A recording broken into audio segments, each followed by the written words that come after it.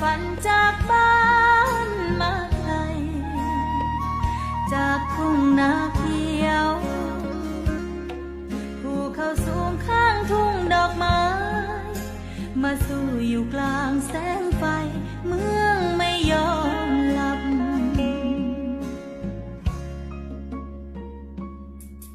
สัญญา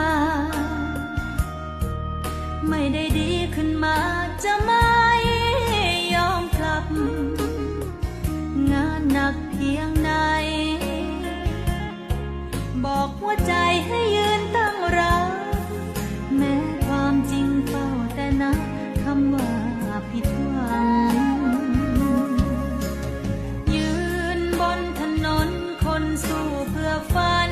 ลำพังกว้างดังเศษฟางที่ถูกลมพัดมาไกลจากเช้าจดเย็นต้องเป็นคนมีเจ้านายเลิกงานค่อยมีลมหายใจเป็นของตัวเองเหงาจังกลับห้องมามีเพื่อนก็เพียงเสียงเพลงวันที่ปัญหาหอบภาระเข้ามาคม